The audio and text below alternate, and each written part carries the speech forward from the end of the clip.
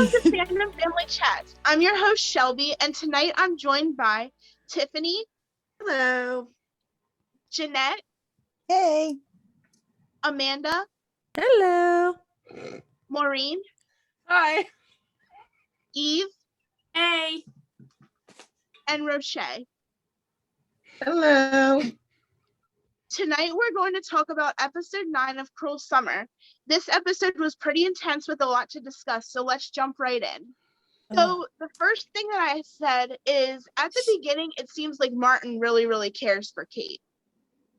Like, I know that he's supposed to be portrayed as, like, the creeper or whatever, but, like, in the beginning, like, it really does seem like he actually cares about her, like, on a friendship level. Like, he has the boundaries set.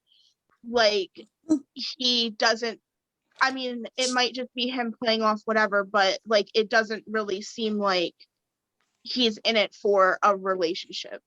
No, I agree with you. Actually, I think it was Amanda and I that talked a little bit that I think he was truly fighting all these urges to start something with her. Now, do I think he was still grooming her? Yes. I think he had every intention of trying to pursue a relationship, maybe once she was 18. I also think this might be why he left the place he lived before, because maybe those urges were getting too much and he decided he had to get out of there, because he did look like he was trying to set down the boundaries, and then, well, that all went to hell, eventually. But yeah, I think he was trying to set the boundaries at first. Now he's still a creeper. It's still disgusting because she's 16, whatever, but I just can't get past the creep factor just because he's the prince. My gosh. Yeah, that was so creepy.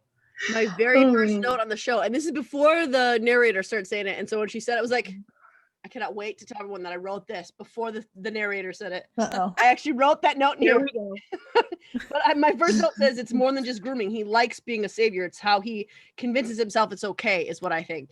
It's when he knows it's not okay. So he uses this aspect of his grooming to be like, no, it's okay that I'm falling. It's okay that I'm starting this relationship because you know what? I'm her savior. She needs me. Yeah. But that's a narcissist. That's not actually caring. That's just narcissism. And I think all those years as a Gideon, and I have referenced him as Gideon since that episode Gideon appeared in. I can't get it out of my head.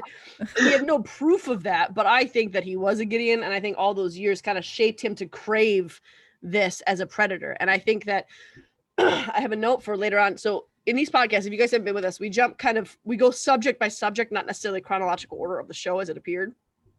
So I do want to talk a little bit about Martin doing this, because I think that him saying he's never connected with anyone before like this, and he values this friendship, and he's throwing out those words.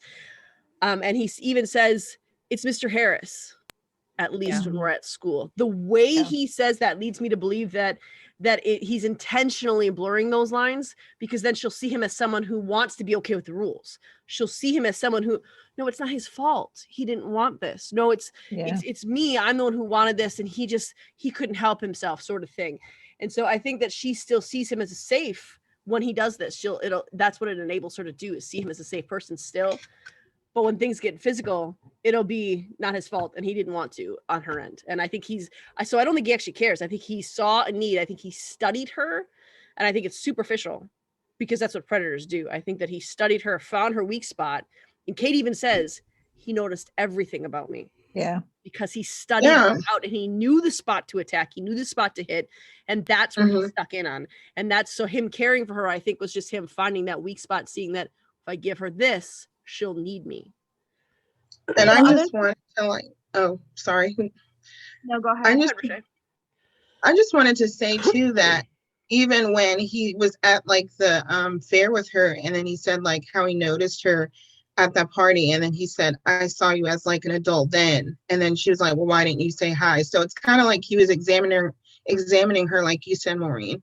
Fighting the urge to say I know. Yeah.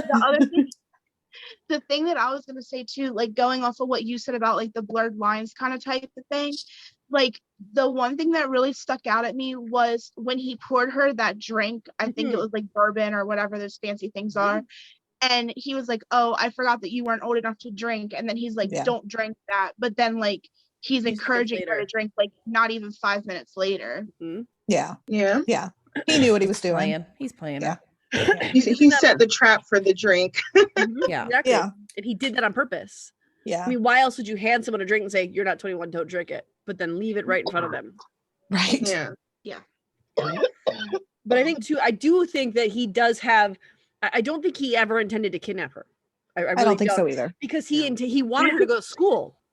Mhm. And he was ticked when she didn't go to school. So I think he wanted to go on as normal from the outside, but there's that sort of excitement of being in a wrong relationship and having the power and control over someone.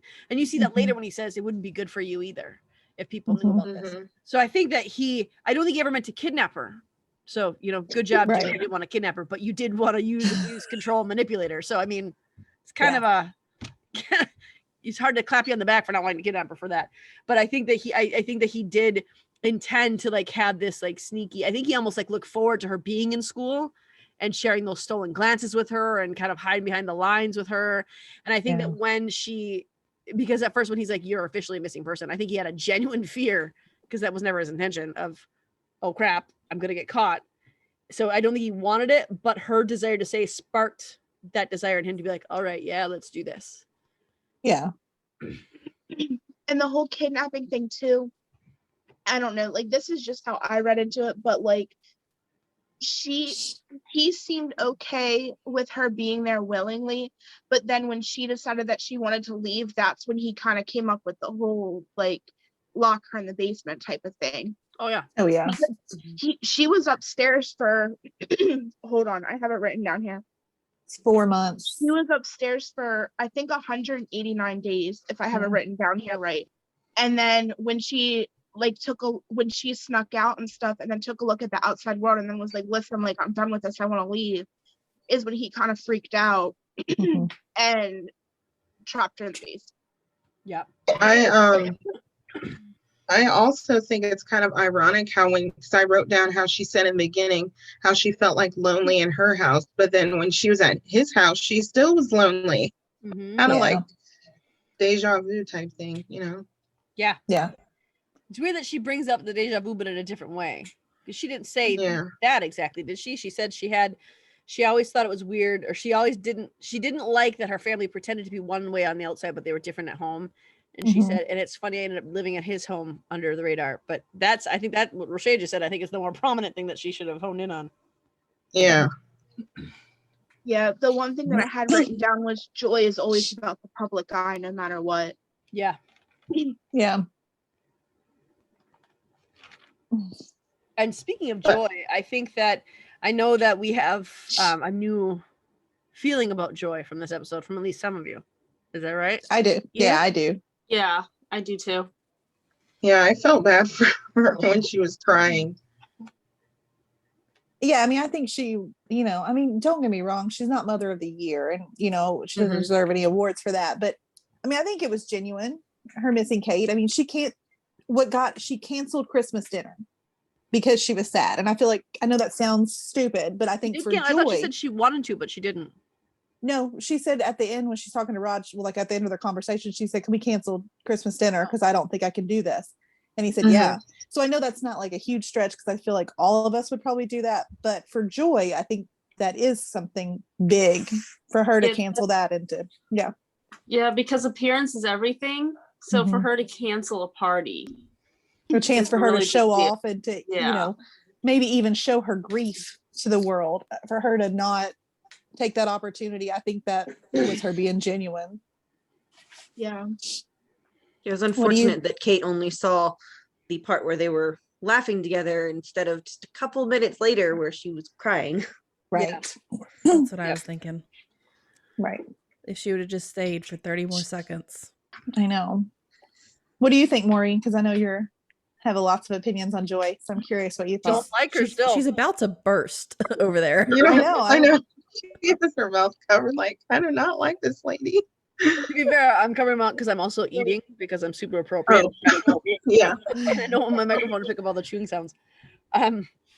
No, I think the note I have is that it's from the first scene we see with her and Rod, and Rod says, he's like, aren't you worried? Of course I'm worried. I'm worried sick, but she's somewhere safe. And then he says, you want to call the police? And she's like, no, we don't want to involve the business. And then he says, we'll do this as a family. And Joy, we will deal with all this as a family. And then suddenly it's like, yeah, but not until Kate's safe at home. So I kind of felt like originally when this first happened, I think she was like, I don't think she was that concerned. And then God's like, hey, we're going to deal with your adultery.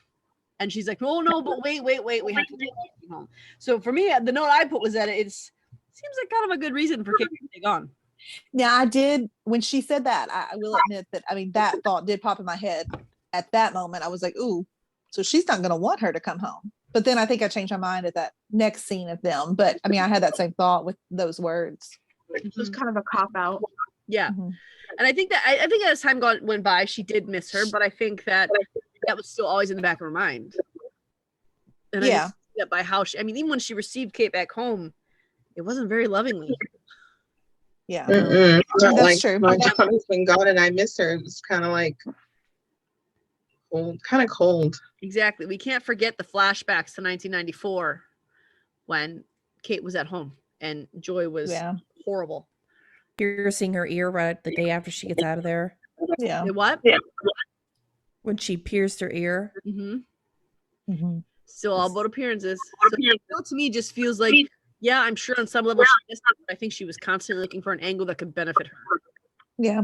I mean, like I said, I don't like Joy. I had a moment of like, oh, I feel sorry for you. But I think this episode changed my opinion on that. I don't think Joy is involved with keeping her there anymore, which I originally did. I'm still torn on that. I have a question about what you guys thought about when Greg came over and then he had the two like coffee cups and then he said one was from yesterday and that kind of thing. And I said, that's kind of a lame way to explain it. That was just my thought though. I think that explanation was pretty brilliant. I mean, I wouldn't have thought of that. I'd be like, oh no, how do I explain this? Yeah. I know, but I guess when you kind of just hear it, it's kind of like, I guess you never thought of anyone saying it like that. That's what I was wondering. I was like, yeah, explain your way out of this one. Like, oh, I'm getting lazy with the dishes. I'm like, oh, well, that wasn't as impressive. My only note on that scene is Greg Turner in the house, super intrusive and weird. It would have been great if he'd seen her, but since he didn't, it's just weird. He just pushed his way right in there. He what? Yeah, it was really strange. Like he was like, no, I'm coming in. And then he said that phone's broken, so he picked it up and tested it. And then he's walking around the house as he calls, like, who does that? Like, are you a detective? What's going on here? That was weird. It did, like, even the conversation he had with supposedly Cindy, it didn't sound like that stuff that you would say to a wife when you have an issue with your tire. Yeah. Yeah, something definitely seemed off. But the whole scene was a little creepy. The other note I have on that is that Greg appeared the very first time Kate felt uncomfortable. She was shoved in the closet, and afterwards she was starting to freak out a little bit, and Greg Turner was there. The other time she saw anybody other than Martin Harris was Jeanette Turner when she was starting to feel like she didn't want to be there anymore. So the Turners are kind of like this triggering people group for her that is kind of like a signal to get mad and get upset. They're the reason I'm here still. They're the whole reason, because both of them at any point in time could have just turned in the right way or done the right thing. But I think that both the Turners, I think that's part of why she targeted Jeanette, because they're triggering. They're associated with her being kidnapped. And I think that they only appeared when she was beginning to hate her life there. And they were the only people she saw outside of Martin Harris. Yeah, that's a good point. So that may be the reason, that may be the whole reason that Greg Turner was brought in there. I had, like, going back to the whole Greg thing, I had that Greg seemed a little bit pushy, like coming into the door and everything. And then I also had that after Greg left, Martin's whole attitude changed. Like, you could tell, like, he put the dark blinds up. He was a little bit more pushy with Kate a little bit. And Kate seemed really uncomfortable with that too. Yeah, she could see things were changing. She could see that it was not being as fun anymore. It was turning a little bit more serious, and him not letting her out of the house at all is really starting to have an effect on her. Yeah, and with Greg coming in, I think that's when Martin really started to panic. And we kind of got to see his whole personality, I guess, like in full force. And that's when Kate really started to be like, oh, this isn't fun anymore. This is getting a little suffocating and creepy. Or at least I thought that. I don't know what she was thinking. I think she was, because it wasn't it soon after that she said like she wanted to start having like real conversations about like, how will this work? Like this, it's not like I can be like stuck inside this house forever. And he just kind of shut those down. He didn't want to discuss it at all. No, he knew it was wrong. Yeah. He's a grown man. He knows what he's doing. And I still do want to know how old he is. We were talking about this earlier. I'm assuming, and then this is just guess, because he's a vice principal. Eve, you're our resident education person here. But I would assume probably at least mid-30s to be a vice principal. Yeah, that's what I was thinking. Yeah, that sounds about right. Well, just looking at him, that's how old he looks. But as far as how old you need to be an assistant principal, there's really no timeline on that. But I would say that's a safe bet, like maybe early to mid-30s. Just old enough for it to be really super creepy. Okay, so I think I have some notes on that with them. I think that he wanted Kate to not just be reliant fully on him, but he wanted her to continue looking at him as her savior, because that's what a narcissistic grooming predator does, And so I think that rather he wanted her to look at him as a savior still rather than a jailer, but he was becoming that to her. And I think that he thought he could manipulate and control her forever. I think that he was that arrogant that he thought, I could do this forever. She is my puppet and she'll do what I want. Her love is for me. She's devoted to me. And when he couldn't, cracks started to show. I laughed when I write this. This world will never be the same for me. When I said his perfect facade began to break. That's for you, Amanda. Thanks. The one word in my life I can't say. I can't say Tanya, and I have friends named Tanya. I can't look at them the same anymore. It's weird when I say their name because I laugh. That's why I can't do that interview, because I wouldn't be able to say the character's name. But I think that we can see that on Christmas Eve when he starts to, because immediately the cops show up and he starts to put up his hands, and we see the panic as he's in there. And I don't think panic is in Martin Harris's nature necessarily, but I think that her sort of bucking what his idea was of what they had, of what he could do, her starting to come out of that haze, I think started to make him panic a little bit. Mm-hmm. The one thing that I did write is that, like, as far as she's concerned, she was kind of acting like she was like kind of like his little wife. Like she tried to make that pizza, but she accidentally burnt it, and then it seemed like she was kind of worried that he was going to yell at her for making it.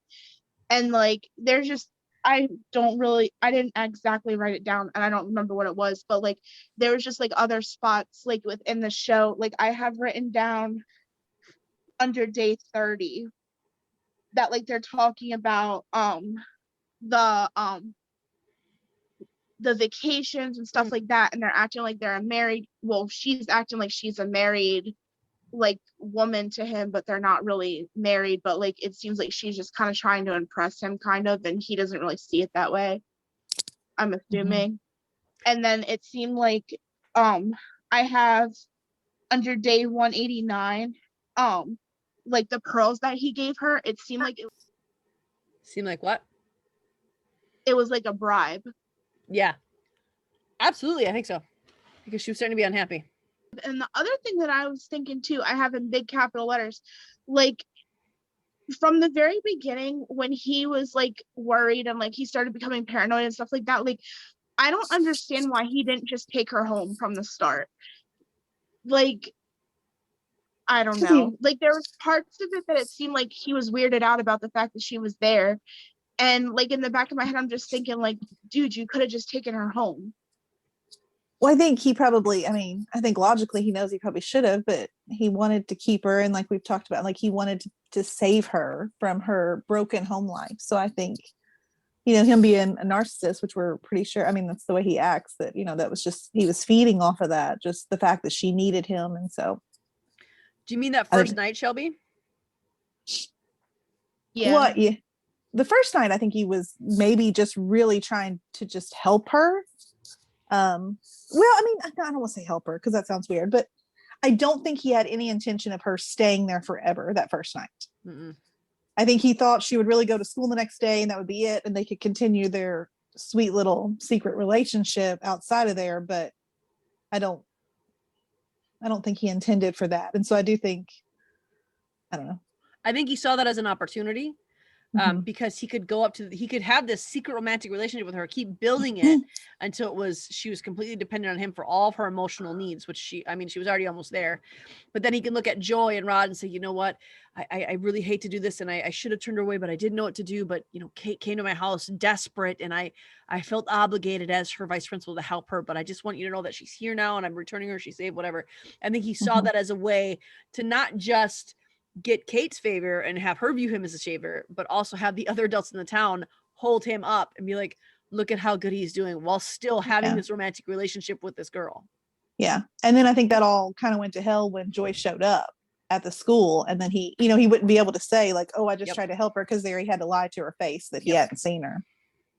That's when he kind of started freaking out. And the other thing that I had written down too is that I'm pretty sure it was at the fair when Kate looked at Martin, it kind of looked like she had like a crush on him, like how he looked at him.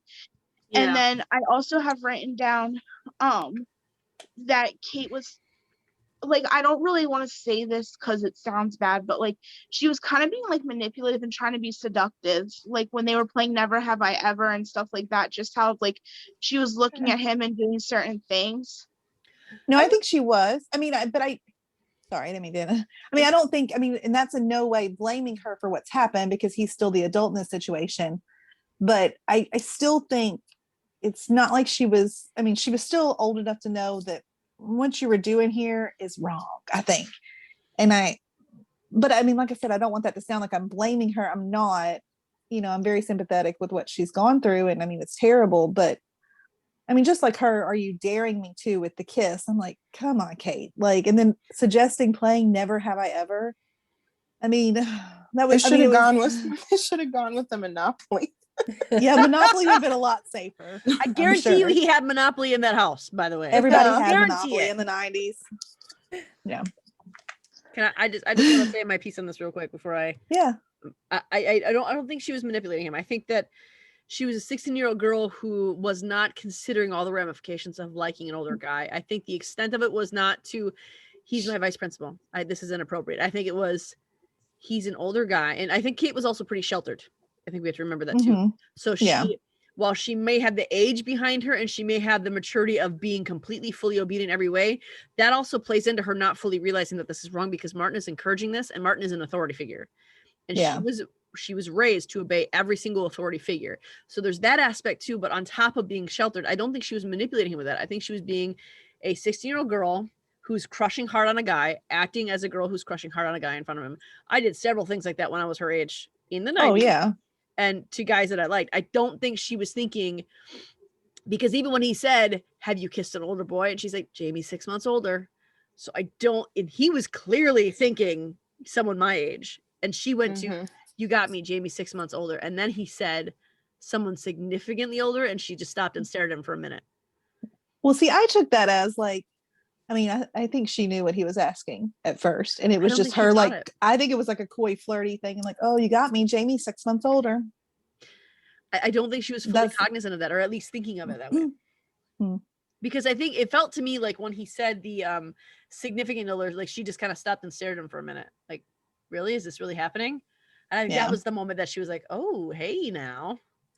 So she kind of turned on her come hither eyes then, but I think she was just a 16-year-old girl flirting with a guy she had a crush on, trying to get him to date her or to want her. And I think that's the extent of her thought process. The fact is, he's an authority, and I know that no one's blaming Kate in this right. No. I fully, we want to make that very clear to everyone listening to this. No one on this podcast thinks that Kate is at fault for what Martin Harris did to her. Nobody is. No. And so the fact No. remains that she's, a 16-year-old girl who was groomed by her vice principal to do these things. But I think that she was just too, and I think Martin too knew who was weak. I Yeah. think that he's done this before. And the other thing with that girl that he left the school, I forget what was said. Did the girl actually say he tried something with her? What was it? Can you remind me of that storyline? I think she said he tried something with her. Wasn't that the one who was on the news and they were talking about her that time? In 94, yeah. Or And then she was 95? like, Martin said that he didn't do anything or something. Mm-hmm. Yeah. And we clearly know that Martin's not always honest. No, I mean, he probably said that to Kate to make her feel like she was the only one that he's ever felt this way about, as another, tactic to be manipulative. So I think that much like a serial killer would, the more you do it, the more practice you get. You learn from your mistakes, so to speak. Mm-hmm. And I think he did that with Kate. And I think that when he moved, I think he had to move. And I think that's why he moved. I don't think it was so much that he was fighting his urges. I think that he had to move because he did things with this girl and she wanted to end it or whatever happened there. He had no choice but to move. And then when he moved, he thought, okay, I'm going to do this differently. So he tried to take it slower with Kate. He tried to be more friendship first, get in with the parents, get in with that sort of thing. Of course, we don't know the situation from where he was at before. We have no idea what was like with the parents or the school district or anything. We know no information on them, what we can assume from what we've seen happen here. But to me, it felt like he was improving upon what he's done in the past. Yeah. And I also I also feel like with like Kate and just thinking back about like how she had her birthday and she said that year was like the worst birthday because Jamie was like drunk and then he spilled the liquor on her. And so then she's probably thinking like, I want like a mature, guy. She probably thought like Jamie was just not what she wanted. So then she goes to Martin Harris's house. I mean, yeah. But she also didn't realize that Jamie was immature until Martin started befriending her. Yeah. Talking with her. And I just think that day she kind of just felt like when she went to him that night, that's just what I thought she was thinking. Yeah. Yeah. I think a lot of teenage girls, fantasize about these older guys. I mean, absolutely. Yeah. Every teenage girl does, but usually, hopefully, the guys don't reciprocate back. Yep. Right. Jeanette and I had this conversation on one because we both had a crush on our biology teachers. I did. Like I told that story. I took anatomy just to see him again, and then he quit. Moved to a different school. You were the reason why. You were the reason he left, Jeanette. He was like, yeah, you made him quit. Oh, but I definitely had crushes on older guys. I mean, I remember like being like, they weren't that significantly older, but I remember being like 15. My mom, and if she ends up listening to this podcast, she'll remember. But I mean, like there was like boys that I think they worked for her or something. They lived up the street. I mean, they were into their 20s. I mean, my friend would like walk up there, like just walking by their house, hoping to see them. I mean, it was totally inappropriate, but I just really knew I was going to get their attention. And here I was 15. And it was really stupid. Jeanette, you still like older guys. Oh yeah. I don't discriminate, younger or I older. mean, I did the same thing at 16 and stuff, liking guys in like my 20s, in their 20s and stuff.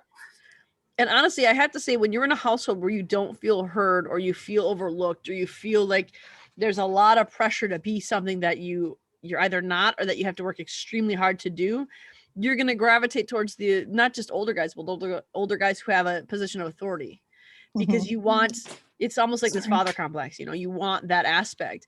This teacher Daddy I had issues. a crush on, exactly. This teacher I had a crush on, like we would, there was some of us who weren't even in his class who would go into his classroom every single day after school and leave him, like we would write love notes on his chalkboard to him. So when he came in there, he would see them, and we would sit there when he came in so he could see them and know that we were the ones who wrote it. And we would just sit there and smile at him, and he would laugh. And I think he liked that attention. He never played on it as far as I knew. Yeah. But it was super inappropriate. And he probably would have gotten in really big trouble had the principal known what we were doing and what he was allowing. Yeah. And I think that's Kate. I think that she's in a household that is desperately lonely because she is only expected to be one thing and not her own self. And I don't think she is the persona that she put on all the time. I think she is who she was made to be. And I think that Martin Harris showing her attention in a way, and I know she had Rod, but her mom didn't really allow much there. Her mom was very much, and that was very clearly stated in episode, when did she run away? 7, 6? Or was it 6 8 maybe? when she got I don't slapped? remember. Well, the one I that don't she got remember. slapped by her mom. When she Yeah. disclosed that I Rod think was. that was 8. I Was think it that 8? was Was this last episode one? 8. It was Yeah, on I her think that was, birthday, whichever Yeah, episode when that she- was. yeah, I when think she that was slapped her. episode 8, and then she ran out, and then she went to Martin's house. Yeah.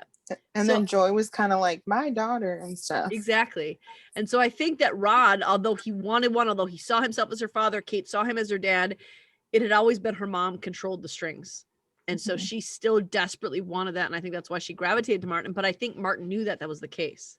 I think that not only did he watch Kate, he watched how she interacted with her parents and how her parents interacted with him. And I think he saw a hole that he could fill.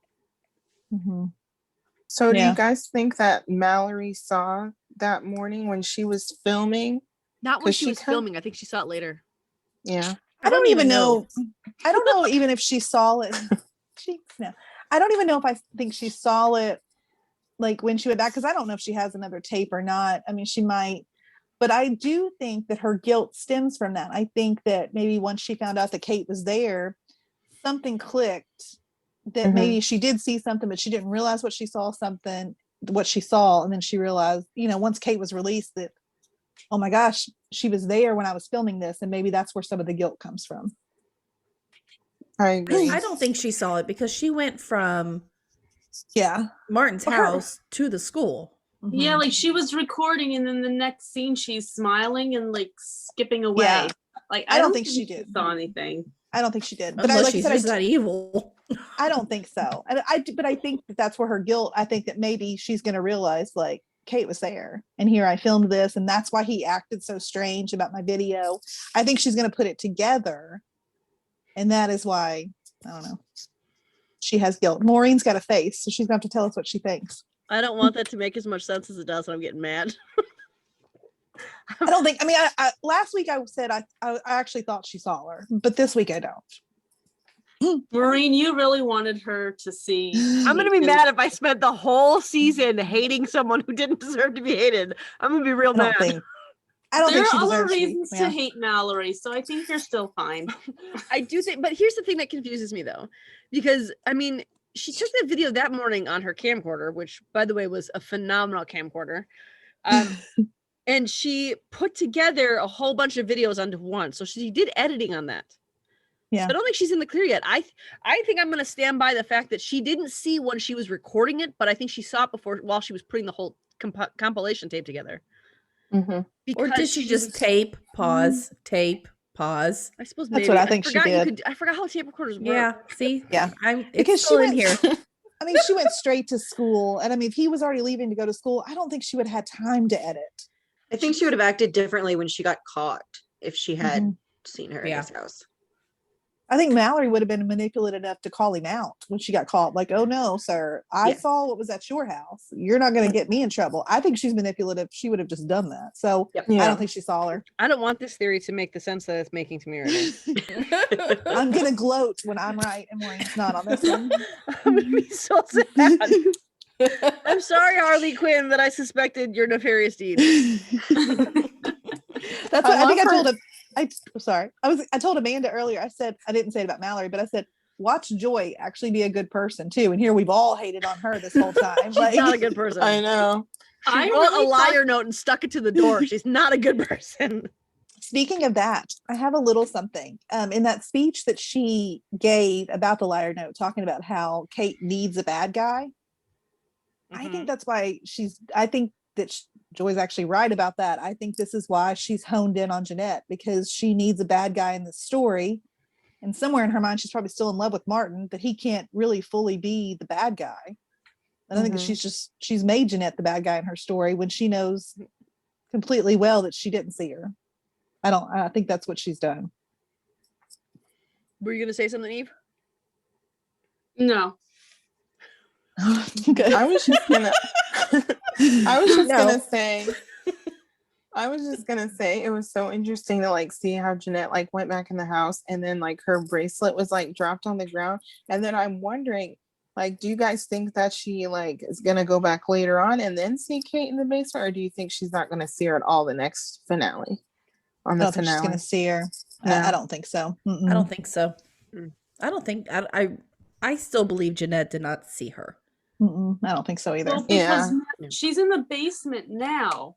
So I think now it'll be harder for anyone to be able to see her. Yeah. I mean, there's that little window, we know. But you'd have to, in order for them to make eye contact, Jeanette would have to crouch down and be looking in the basement windows. Like laying on her. Yeah, I mean, you'd have to lay down to look into those windows. It would be. It's pretty low. Yeah. Yeah. I would just like to say I've been right about that since the beginning. I have to redeem myself somehow. Because I never thought that Jeanette saw her, but I did think I was on Kate's side thinking that she at least thought Jeanette saw her, but I don't stand by that anymore. I think she knows Jeanette didn't see her. Yeah. From the very beginning, that's what I thought, is that Kate knew for a fact that Jeanette didn't see her, that there was some run-in, but she knew that Jeanette didn't see her. But Jeanette did not drop the necklace in the house. I think we all thought it got there some other way, but we all thought Mallory did it somehow. But we were wrong on that one. Sorry, Mallory. Yeah, I'm gonna be wrong on everything I felt about Mallory. Although, how did she get the snow globe? I'm still confused about that. Yes, I think that's why she's wondering.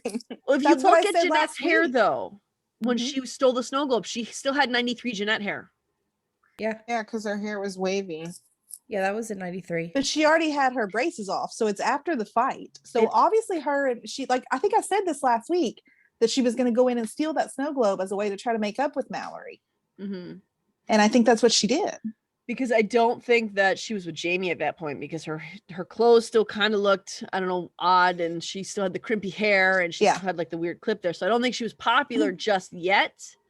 So I think that that's what I was gonna say. I think that she got the snow globe to give to her for that reason. I was thinking about how Kate called. Wasn't that call to Jamie when she called on the phone? Yeah. I was thinking, like, what do you have, like, caller ID to know for that number? I said that last week. There. When did caller ID come out? Miss I don't Google, know. We need to know this. We I mean, did not start. Not everyone had it.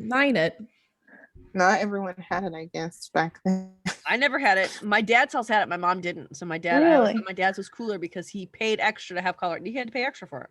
Oh yeah. Gosh, I thought for sure if we had it in Frankfort, Kentucky, that everywhere would have it. It was there, but you had to pay extra for it. Yeah. So which was weird because my mom made more money than my dad, but my dad's the one who had it. So I don't know. It was weird. Yeah. It's more important. Yeah. But I think my question is, Kate made that phone call before Jeanette even got in the house. It was all done by the time. Why did that phone call make Jeanette freak out? Was it just because she knew that she was there that day? Because the music from the, I think it was the music from the snow globe or something was playing. I think it was playing. I think once Jamie said, "Hey, it was on Christmas Eve," like Jeanette was like, "Hey, I was in there on Christmas Eve, and I took that snow globe." So that must mean Kate, like I was in that house when Kate was. I for sure thought the music was playing from the snow globe. Yeah, but she got suspicious when he said, I got a call from Kate on Christmas Eve. I thought it was Kate. And she was like, Christmas Eve? Play it. He's like, it's nothing. She's like, no, play it. But I think that's because when go ahead. Go ahead. No, when she came in, the snow globe was playing. So I think she picked it up thinking, well, this is kind of weird. Like, I think it was because Kate had just turned it on. Yeah, Kate was winding it up. When she heard somebody breaking in, she set it down and ran up the stairs. So I think Jeanette picked it up, like, why is this playing? Then she heard a noise and she got out of there. I was wondering why she triggered. So I think it triggered, like, wait a minute. Let me see. And maybe she wanted the snow globe back just to say, like, let me hear that song again to see if it's actually that. I don't know, just to clear it up. Amanda, do you have a question? I don't want to interrupt. No, you're good.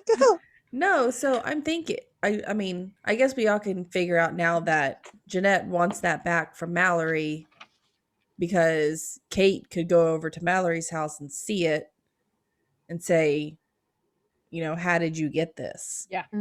Yeah. She's gonna say Jeanette, and that pins Jeanette right there of her being in the house because Kate would be like, no, that was Martin's. That's true. So that's why Jeanette's wanting it back so bad. Yeah. It's not anything in it like we thought. Yeah. I originally thought with the red dress that maybe she was like coming from somewhere special, like a prom or something, but then it was like Christmas. I was like, oh, that makes sense. Yeah. Who called the Christmas dress? Because one of you had said it. I know. I think I said, I don't, maybe somebody else said it too, but I said I thought it was around Christmas time. Yeah. So I remember when that was we said, had I was like, discussed why it. would you just make that that's a weird like assumption to make? it looked like a, Dress. I mean, it looked like what girls like that would wear in a small town to a fancy little Christmas party. I don't know. Yeah. Although it wasn't a I party, don't but I know guess how it was she for had them. it though. What, Shelby? Somebody said that she pulls it out of her closet. She asked how she got it. Oh, But I saw on something, I don't know if it was our page or somebody else's, but they said they saw it in the closet when she was packing her stuff It's on up. our So I think YouTube. she brought it. Okay. So she just like randomly brought a dress. Yeah, that's what I know. I made that comment because you never know when you're going to need a party dress, right? well, Yeah. you know, The first thing I do when I plan to run away is I grab my nicest party dress. she out of didn't my plan on closet. running away though. She planned on going to her much older, more sophisticated boy toys house. Yep. True. So I think that she was, Yeah. I think she was randomly grabbing stuff, but I think she had planned on, you know, I think that seeing how her mom treated her, I think part of Kate's motivation might have been, you know, kind of like that Varsity Blues. I've never seen it, but I know the clip where she comes out in the whipped cream top. Like Mhm. she had an intention there with that. There's a reason she came Yeah. out with that. And I think that Kate thought, if I wear this dress, then maybe Martin will want to be with me as much as I want to be with him. And I need to get out of this place. So he's my ticket out. I think that could have been part of it too. Maybe. So I have another question about the pearls, because I remember he gave her the pearls and she was wearing them with the red dress at like dinner. And then later on, when she does that interview, I forget what year it is, but she has pearls on again with the she pink does. blouse. And Oh. I'm wondering, is that the pearls that he forgot gave about her, or that. is that like? Ooh. No, I was just wondering about that Good because I catch. forgot about that, but It she didn't could take them be. back before she went in the basement, unless Martin like brought them back down there to her as like, you know, these are for you. But It's just that's a weird possible. thing to grab because she only, when they showed her coming out, she was in like sweatpants and a baggy t-shirt. She didn't have any pearls on. Unless when she gets all of her stuff, unless it's all just there with it, maybe he Yeah. puts it with her stuff, or who knows. yeah. Because you maybe normally she's- when they go ahead, Amanda. Probably when they rescued her, they gave her stuff, Mhm. Mhm. and they probably just threw that in maybe with it. But why would she wear them again? Because she was, I think at that point she wasn't that far removed from the situation. And even when she's doing her therapy at 94, she's saying it's hard because Martin liked me for me. Martin felt this way about me. He, Yeah. you know, he was my friend. He was, you know, so I think that she was really struggling to reconcile that he was a predator and that he didn't actually love her with what she felt about him in that moment. Shelby, are you Mhm. raising your hand or are you just brushing your hair? Yeah, I'm raising my hand. You did that Taking thing out like my when you were hand. when I was in grade school and I was like, I don't want to ask questions, so I'm gonna play with my hair. I Okay, know. oh no. Go ahead. But I do want to say though, like going off of that, like her being herself around him and stuff, I think that part of the reason why she somewhat likes Jeanette too is because she's way different with Jeanette than she is with Tennille and who's the other girl? That's Renee. yeah, she's way different with them versus and Jamie versus how she is like when she's talking to Jeanette and stuff. Like when she's with Jeanette and even with Mallory, she's like super sweet and just like different. With Tennille and Renee, she's more like the popular mean girl. Yeah. I'd agree with that, but I do think that with Martin, I don't think she was being herself. I think she was being what she thought he wanted her to be. Mhm. Yeah. And I think what she said, he liked me for me, that's technically true. He liked that she could make him feel like a savior. And when she said he made me feel sane, I don't think that's entirely true either. I think he saw her needs through the practice of studying her to find her weak spots and the holes, and he superficially filled them to keep her his puppet. Yeah. All these things that she's saying, and I think that and we could see that too, right after she escaped on Christmas Eve, and she was really down, she was depressed, she wouldn't go to sleep early, she was very melancholy, and she saw her family, and then she returned back to Martin's house, and she was back to her old self again. I don't think she was ever back. I think that's our indication that she has been putting on a persona based. I think she really did like Martin. I think she really did have feelings for him. I think they were born out of deceit. And I don't think that they were anything real on his side. But I think that she went right back into her role that she had to play, because that's what Kate knew how to do, was play roles that she was given. Yeah. Did you guys also notice how I forgot which episode, but it was when Martin came on the trip at the cabins and then he was shooting with them and he was jumping because he was like scared. But then if you notice, like on his dresser or one of those tables in his house, he has a little skeet shoot thing. I'm like, oh, I didn't even realize. Someone in the group pointed that out too. I didn't notice that. Yeah, he's got like it's like a chant, like he's won an award. Yeah, like a trophy for it or something. Yeah. Well, it's a way to endear. If he saw that Kate maybe wanted someone who was more sensitive and less, because she didn't really enjoy her family at that point in time. She was struggling with her family and all the guys. So maybe he was thinking, if I appear less macho, less with a gun, then she'll also come to me faster. Yeah. I think everything he did was by design. Also because the writers have a design. So is Annabelle a gun or what? Don't know. I think that's my theory anymore. I think it is a gun. I'm really starting to lean towards that theory that Annabelle is a gun. Do you want to hear my theory? I've got it all worked out. Okay. I always want to hear your theories. Okay. So I think that Annabelle is a gun. I think that Martin, because he sees no other way out of this situation, is planning some sort of murder-suicide with him and Kate. But I think she ends up shooting him, which is the shot we hear the night that Jamie is bringing Jeanette home from her birthday. I think that somehow then Joy and them are there and they cover that up with a police shootout so that they can protect Kate from knowing that she killed him. That's what I think. Now, who the hell knows? But that's what I think. Maybe that. I think it's a good theory. Yeah. I think that's a good theory. Sounds pretty solid to me. I thought for a minute that maybe the cops had showed up because somehow they found her and they're like, hey, she's here. And then he killed himself instead of having to shoot up, but the cops were all out there. But that would explain the shot we heard the night before. So I think that's probably the most plausible. And it wouldn't necessarily explain why Kate is blocking that out. I think if she is the one that has to kill him, because even as wrong as it is, I think she does love him in a way that, it's probably traumatizing to her. That's why abuse victims struggle really hard to stay away from their abusers. Yeah. Yeah.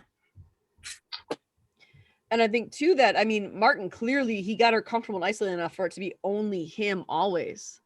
And although she was only there for 10 months, that's still a long time to just be with one person constantly manipulating you, gaslighting you, and telling you that your parents don't need you. Your friends have moved on. Your boyfriend is dating Jeanette now. There's nothing left for you but me. I'm the only one who stayed. And that's why when she said he made it very clear I had to choose him or the world. And for a long time, I chose him. He led her to that path. He led her to choose him over and over and over again. And I think even going as far as the vacations, she would be 18 when they were there, but there's still, no matter what they did, even if they waited for her to be 18 to actually show off their relationship to the world, which how in the world did they think that was going to work?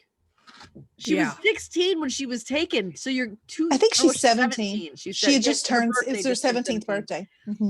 So, oh wow, they almost made it to her being 18. They almost made it. Yeah.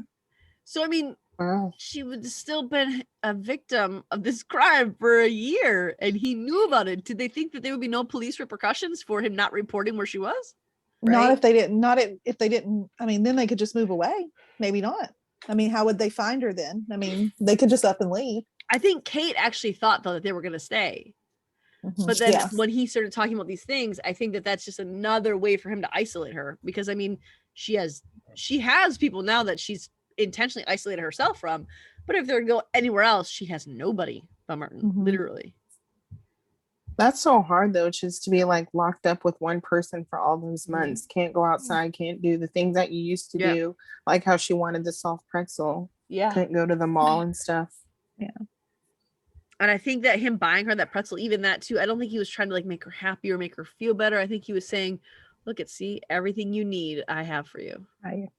Even though it was cold whenever she got, he brought it. She's like, oh, but.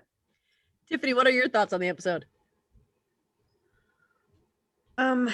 When she was doing the interview about the other girl, that was the first time I realized that they had some sort of relationship other than just being kidnapped, because she just defended him way too much for her to not have some sort of feelings for him. Mhm. So yeah, when I saw that she was pretty much just living with him for 4 months, Yeah. that really wasn't a big surprise to me, but I did notice the turn after Jeanette's dad showed up, how he definitely changed after that. Yeah. He became a lot more paranoid.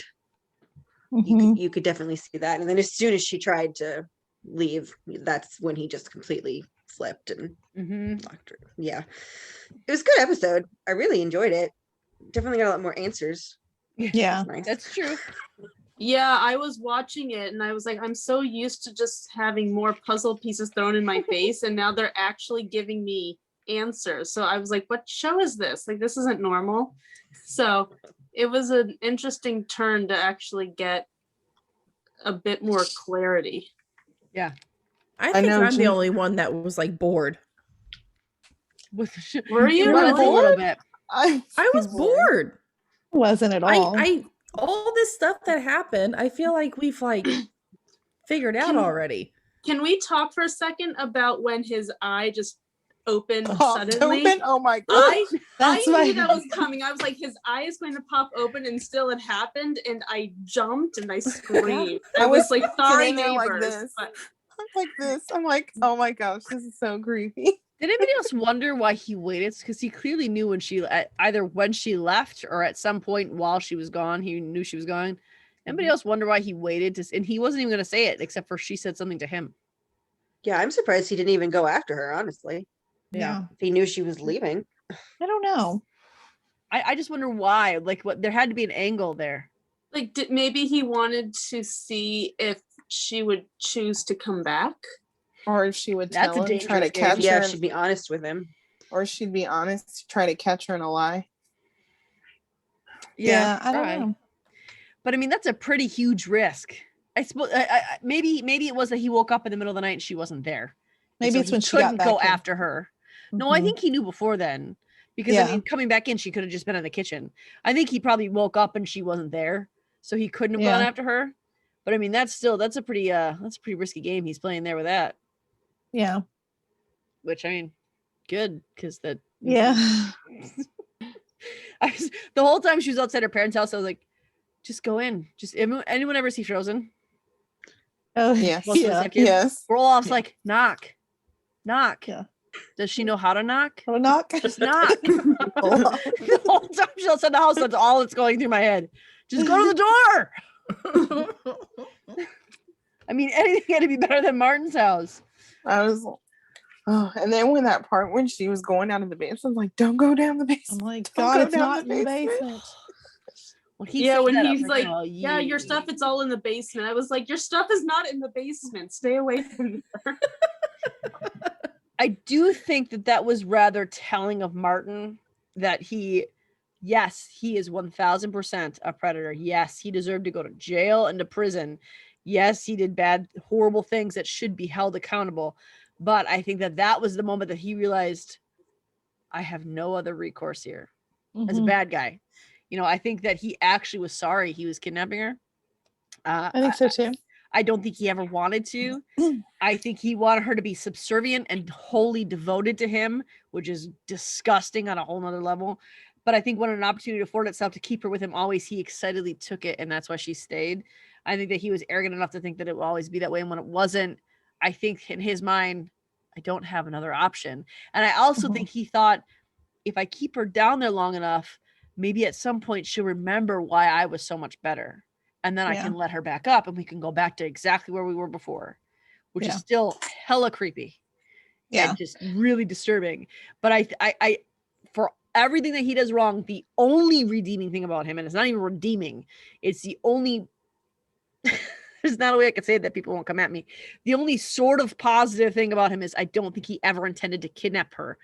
I think he thought, she's going to think I'm the greatest. She's going to want to be devoted to me. She's going to want to be my housemaid puppet. By the way, when he said, why don't you go run us a shower? Who else wanted to vomit? Like, are you kidding me? Yeah. Me. Are you kidding me? That. And also, Yeah, when he said that, I was like, oh, gross. there were so many times. Okay, here's one that bugged me. And he said it the first night when they're playing Never Have I Ever. And then he said it again when he said, it's getting late. It's bedtime. Yeah, real weird. Like, that's what I tell my kids, like, okay, guys, it's bedtime. And so it was just so, I don't know Like, why the way he said that it was so creeped me creepy. out. Well, that comes back again in a different way on Christmas when he's like, what? It feels like I'm your dad? Like, yes. I don't. Yeah, because he said something to her. And Let me quote that. Schitt's Creek here. I don't know where you come from, but where we are, fathers don't do that with their daughters. No. Weird. I ad-libbed you, Daniel Levy. Don't come at me. But I think too that at 21 days, she was in such an idyllic state of no rules, no restrictions other than love me, be with me, let's have fun together. And she had never experienced that kind of freedom ever. Even though she was locked in a house. How sad is that this girl has never experienced that kind of freedom ever from a locked house? She couldn't go outside. She couldn't talk to people. She couldn't see. She was a prisoner. And yet she had never experienced the kind of freedom she experienced in there. Can we I want to just give complete kudos to Olivia and Blake on this, because the transitions of their characters emotionally, I feel like was so, we start out in this weird, cringy, never have I ever game. Then it's like we're in the middle of a rom-com where it's like, if I didn't know that he was twice your age and your principal, I would be like, oh my God, you're so cute. Yeah. And then we go straight to him being creepy with his eyes popping open. They did so good. Yeah, because from going and playing hide and seek and running around together, and then weird. So weird. It was pretty phenomenal acting. But it was just such good acting though, to go from that to that as The hide and seek scene is the one that I said in the group chat that I was afraid that something else was happening at that point. When she was hiding. That's when I texted Jeanette and I was like, is this gonna be a trigger for me? Yeah. And then it was just creepy in itself for the fact that you were playing hide and seek, a grown man and a 17-year-old girl playing hide and seek. Yeah. Well, yeah, then she's like, you'll have to catch me first. And she started running around. I was like, you had to oh, tag honey, me first. this isn't normal. But I think that goes back to, I think he was Gideon and Kate is the popular kid. And I think this allowed him to kind of get revenge on all those kids who treated him poorly because he was the nerdy kid, not the popular kid. Now he's got the popular girl in school, which is how weird and disturbing and wrong is that for a grown freaking man? Yeah. Didn't she say how she didn't feel good more than once? No, it was just Christmas Eve, I think, wasn't it? I thought it was more than once, but I wasn't sure. She showed a little bit of something whenever Greg stopped by, that she was like, you didn't have to shove me in a closet. So, I think she did show a little something there that was starting to, she didn't like it. Do you mean when she said she was sick, Rochelle? Yeah, that point when she said that. She said it that morning when she said she was homesick when she was laying in bed. I don't think she said she didn't feel good, or if that was because I know in the narration she said the homesickness was crushing. Or no, she said that in bed, that the homesickness was almost crushing. And then that night she said, I'm going to go to bed. And he's like, oh, anticipation for what Santa's going to bring you. That was also weird. Man. Again, weird. Creepy. But he caught that. He caught that when he's like, I mean me. But that was when she said, not even giving him anything, just said, I don't feel well. And then laughed. And I know that some people are like, oh, I bet she was pregnant. I don't think so. I think that she genuinely was trying to get away from him because she was starting to get disenfranchised with his life. Yeah. No, the baby theory's out for me. It's gone. Yeah, me too. Yeah, me too. I thought we're already 4 months in with her living with him. Yeah. Unless she didn't know she was because there's no way. I was thinking the baby thing too at first, but yeah, I'm not buying that anymore. And Eve, it is kind of creepy that Martin's just staring at me right now behind your head. No one can see this, but in our Zoom conversation right now that we're having, that's how we record our podcast. Eve has the picture of Cruel Cast behind her, or nope, Cruel Summer Cast behind her, and her head is just right next to Martin Harris. And he's standing there very gloomy. There it is. Her head is conveniently covering up Kate, so we just see everybody but Kate. Oh, and you were covering up Mallory. Oh, thank you. I'm sorry, Mallory. I did that for you. You're a horrible friend, and I don't really like you as a human being, Mallory. But you didn't do what I thought you did. I think too that like my note on the drinking game was that drinking game gross in all capital letters. Like that was gross. The whole gross. thing just. And did anyone else notice there was 2 empty bottles of booze next to them? Shouldn't they have been a little more drunk? Yeah. It was a lot, yeah. That was a lot drunk. Yes, she had like half a bottle of champagne once, and she was hammered in the park. But her and Martin knocked back 2 bottles of booze, and they're just like, yeah, let's have this intimate conversation and have complete control of our inhibitions. That was weird. But then also too, with like when he said that their friendship, he was ensuring that she felt safe and loyal, and that game that they were playing, the Never Have I Ever, I think that was a way for him or for her to vulnerably and honestly give him details that he wouldn't have of her otherwise. And I think that's why he was willing to play it. And I think once she suggested that game, I think that's why he's like, because I'd never played that as a drinking game. Maybe I started playing after I was a Christian, but I never played that when I was an alcoholic, so I didn't know that was a drinking game. That was a favorite in college for me. Yeah. I played it at summer camp. I didn't realize until I was an adult that it was also a drinking game. And I think that's why he jumped at the chance to play it, because I think he thought, okay, I can get more information from my toolbox here. So let's play this game. And then go ahead. No, I was just, and I mean, at least when I played it, and this may be because we were a bunch of drunk college kids, but I mean, it can become a very intimate game in like the details that you're revealing about yourself. And I think he probably knew that. Yeah. And I think that with the older kiss, the way he phrased it, he was leading her to the decision to like, you know, when she said, "Are you daring me?" I think he was leading her to make that decision. I think he was trying to push her to show, I'm interested, but I think Martin knew if I make the first move, that's going to break down everything I've built up with her. So she has to be the one to make all the moves. I'm just going to lead her to make those decisions. And I think that's what he was doing there. But, and I think that's, you know, it was all on her with because she said, he's like, yeah, we can't do that. And she's like, because it would be crazy. And then he came back with, but would it be crazy? Like, dude, you just said that you can't do that. Now you're going to come back. And so I think that when she saw him giving up the kiss, like letting her go to sleep when she said, I'm tired. And he's like, you know, okay, yeah, it's bedtime. It's late. Bedtime. I think that she would see that as a sign of respect for her. Like, not pushing me to do anything. But I think Martin saw that as, I'm just going to bide my time. It's a matter of time before she gives in to me. And I think that all these things led up to how deep this predatory nature goes for Martin Harris. Oh yeah, definitely. What was that sound that I just heard right then? I don't know. I don't know. It sounded like a cat. I don't know. What else haven't we talked about? The other thing he says to her, why are you in such a rush to grow up? Ew. It's all ew. I told you all. Wouldn't you want her to grow up? This was my face watching the whole thing. The whole episode. I was like, and I think I was watching I was following Jeanette's tweets before I started watching. I read all those before I went to bed last night. You know, I was like, Tiffany, boy, I can't go to bed until I watch this episode. I felt the same way. I was so intrigued with her tweets, and I was like, I gotta watch this. And I mean, for me, yes, like Amanda said, like a lot of this we already called, but there was something about watching it play out on screen that I was like, I mean, it just had me like, I was really into it. Gross. I feel vomiting. Shelby, what were you gonna say?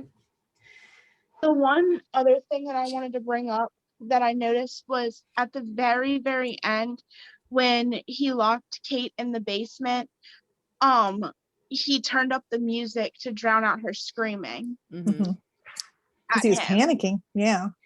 Well, I think he didn't actually want to kidnap her. I think that he was like, okay, I can't hear this, or I'm going to give in, and I have to kidnap her now. And that goes back to what we saw one of the earlier episodes when we all thought that maybe he was being coerced to kidnap her because he looked so terrified when he ran back up those stairs. And this makes sense because this was never his plan. It's just what he felt like he had to do. It was his only option. Yeah. Yeah, if you looked at his face when she was saying that she wanted to leave, he looked terrified. And I'm not sure if it's because he was terrified of her leaving or if he was terrified of what would happen if she left. Mm-hmm. I think Yeah. both. Yeah. Yeah, And I think we even saw scared about himself. I think we even saw a glimpse of that when he said, "You didn't go to school," and he was pissed that she didn't go to school, and I think that was why. Yeah, and I mean, because I'm not that I think that he loves her, because I don't think but I do think he's so infatuated with her that I think the thought of losing her, that he just can't deal with that. So I think it's both.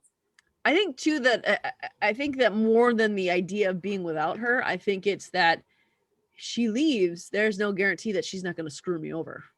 Yeah. Not that he's like, oh, she can't screw me over. I think it's that, okay, if I want to continue living, I can't let her do that. I can't give her an opportunity to do that. And I think that's what he realized, because there's no other reason why he would feel bad for kidnapping her. So I think that was why. I think that he realized that if she goes, because even when she said, I'm not going to tell anybody, he said, people are going to find out whether you want them to or not. Mm-hmm. And so I think it was more, if she goes, I'm done. I'm absolutely done. Yeah. Well, it's a small town and people talk in small towns. Well, you're also an administrator, so if you get caught, you can work nowhere. Right. You're done. That is true. His life was over. Yeah. And I think if we can go back to like the situation with Jeanette for a minute, I think it was so weird how that happened. I wonder what her thought process was, because clearly she hadn't been there in 4 months. Mm-hmm. So from the moment that she told Jamie, she's missing, she didn't go again until she happened to see Martin Harris walking into the mall. So I'm wondering if in next week's episode we're going to see a little more, because it has to do with Mallory.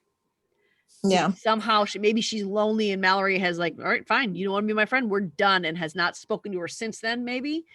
And so I think maybe Kate saw it as an opportunity of, I can make this up to her by doing this. This is how she'll understand that I'm really sorry. But I think she also kind of missed the thrill of doing what she did, because I doubt that she did anything since then. Yeah. And I think that it was weird. Did anyone else notice that when Kate ran past the door, it was open? I didn't notice that. Yeah, I didn't notice that. It had been opened, not a ton, but Jeanette had already started opening the door when Kate ran past it. Yeah, I noticed that too. I think that was a filming thing rather than actual Jeanette saw her, because clearly if Jeanette saw somebody there, I doubt she would have continued breaking into that house. Right. Yeah. Right. She was too infatuated with Kate. Yeah. And I think that if she saw Kate there, I think it would have been a whole different scenario. Mm-hmm. I think she'd been like, what are you doing? Why are you here? I don't think she would have continued to leave and then run out of noise. So I do think that was odd that Kate ran past when the door was open.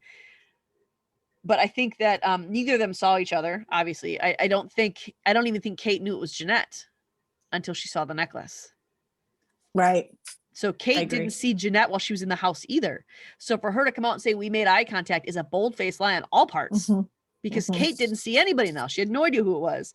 But I think did she turn that corner? No, She peeked? She tried to turn the corner, but the living room is out. Jeanette was over by the fireplace in the living room, and Kate was up the stairs around a corner. So Okay. I don't think, even if she did kind of peek around, but I don't think she could have seen who was in there.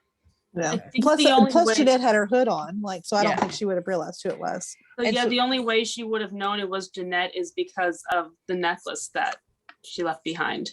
And Yeah. she did run to the window to check, but I couldn't tell because you kind of saw the back of Jeanette's face as she was biking away, but I couldn't, there wasn't enough for me to see if Jeanette could actually tell from that angle if it was her. And that's what she said. She said that they saw each other through a window and made eye contact. But Yeah, it was dark. So there is no way that even if Jeanette looked her direction, she did not see her. Yeah, There's no way. I was waiting for Jeanette to kind of turn around and look back at the house, but I don't think she turned around. She didn't. She didn't. No. Well, I mean, Not that we saw. to be fair, when we watch us all be wrong, and they actually did at that point. But Right. where we stop seeing the scene is you kind of see the back of Jeanette, and it's like at an angle to the window. So the way it was filmed, the way it was shot, makes it look that Jeanette was already almost past the house when Kate looked out the window. And I don't think Kate would have stopped or Jeanette would have stopped when she's on the bike biking away, because Yeah, I someone don't was in the think so. house and she would want to get away. So I mean, that's just my gut instinct there. But I think that Kate was at a point where she was feeling miserable about choosing Martin, and I think it was that point when she's like, I shouldn't have chosen him. But she also saw Jeanette had freedom to come and go, and Jeanette did. I mean, clearly Jeanette broke into somebody's house. She had freedom to do whatever she wanted, go wherever she wanted, whenever she wanted. Well, she didn't break into the house. She just entered without permission. Technically, I'm still gonna call that a break-in. If no one wanted her in that house, I'm gonna call it a break-in. Well, and we haven't seen yet what Martin feeds to Kate while she's in the basement. So that she's got that necklace, she's not telling him, and then she starts hearing that Jeanette has stole her whole life. I mean, I can see where the anger builds up for sure. Yeah. And so I think she blamed her fully because she had the freedom, she took over, and she knew Jeanette didn't see her. Jeanette didn't even know if someone else had been there for sure. I mean, Jeanette heard a creak and ran. Jeanette didn't even know if anybody was home. Jeanette certainly didn't know if Kate was home at that point. Yeah, that could have been a cat. Who knows? I mean, it could have been anything. Well, and the therapist didn't she tell the therapist too that she had hope that she would be saved then? And maybe I think the therapist asked her that. And maybe that's something that maybe she did think that, well, maybe they did see me. Maybe she held on to that while she was locked in the basement. Someone's going to come for me, and then they didn't. I think that's why she honed in on the Turners, because both of them were there when she was starting to not like it there. When she wanted to get out, they were both there. And neither one of them saw or did anything as far as she knew. And what do you think? I thought about this. Like, I wonder if, like, I feel like if I was Greg and I had come in there and I made the comment about the coffee cups, and then months later it comes out this girl was being held captive there. I wonder if I would go back and be like, oh my God. Yeah. She was there. Like, and I think I would feel super guilty, even it not being my fault. But I would feel like, wow, if I had just asked more questions or, something. I just thought of something. Maybe, how we talk about how Jeanette pulled away when she starts to feel this terrible about herself.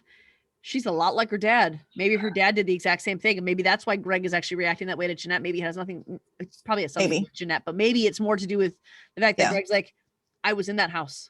I was in there when she was there and I didn't know. And she, poor girl, stayed there and was tortured and is now torturing my daughter. So maybe he sees himself as almost the villain. Like, the reason Jeanette's going through this is because I didn't see that girl in that house.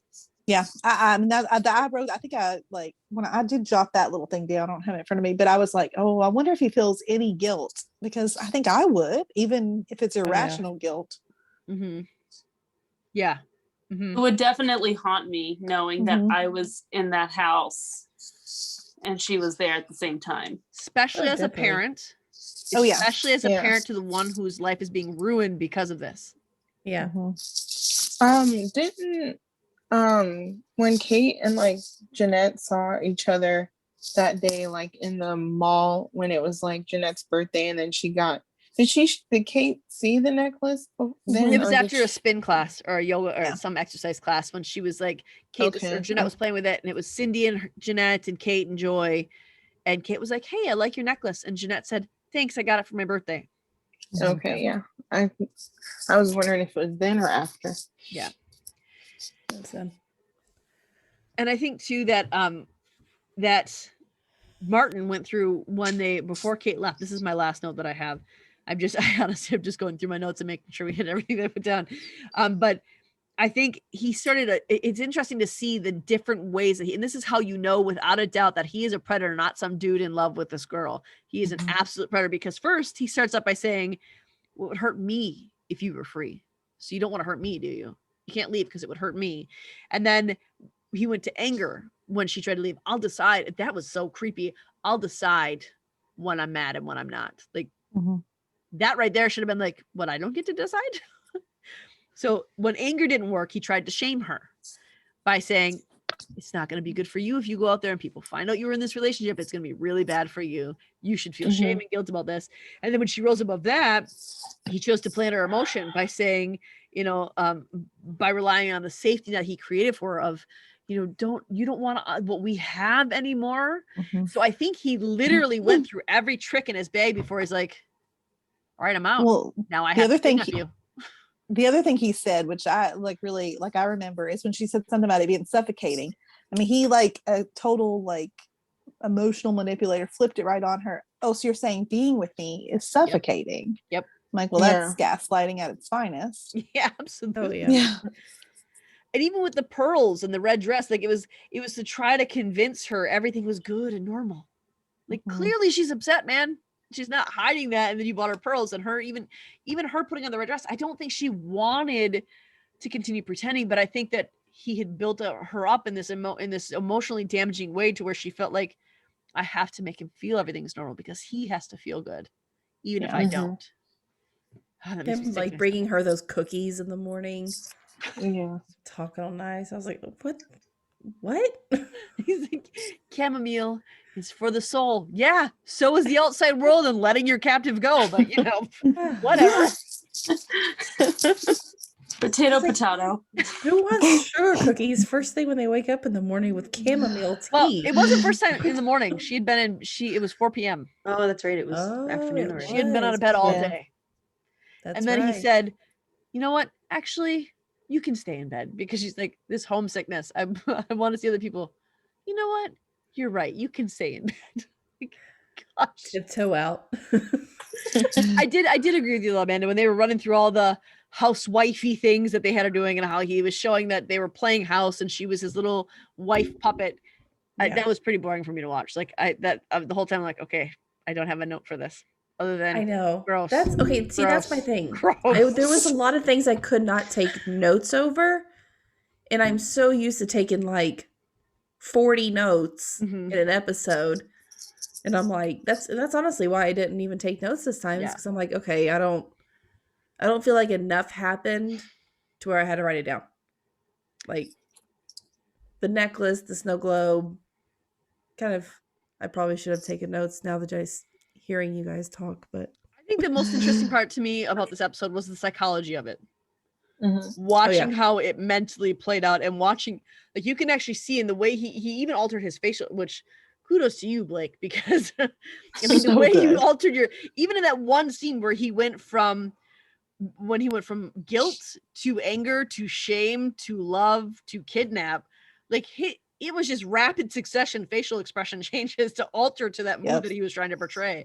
So that was, I mean, and to be very clear, once again, Martin Harris is a predator.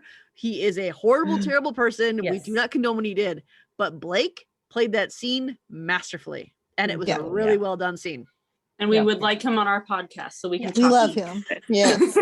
And for those of you, I know that this is a very triggering episode for a lot of people, and I come from a background of trauma. That's growing up, and when I was Kate's age, I had a whole lot of trauma that was done by other men to me. So I totally get that. I get that it's triggering. We don't want to upset anyone by this. I do appreciate that about the show, that they gave that warning before every single show. And what I really appreciated about this episode was they didn't just let it play out like that. They had the narration at specific points to declare and fully illustrate why exactly this is a wrong situation and why it was not something that they were promoting, thought was good, or in any way appropriate. I appreciated that that's how they did that. I like that too, especially when they gave like the number for the hotline and stuff. Yep. Yeah.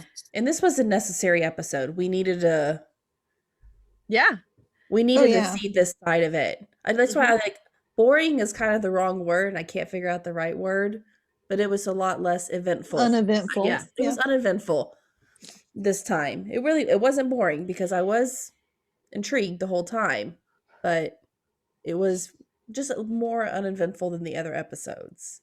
Yeah. Well, they're kind of starting to tie up all those loose ends for us. So, and I'm really sad about next Tuesday. I don't want it to end. Do we think I kind of hope that we leave something open for another season. I don't want it to end either.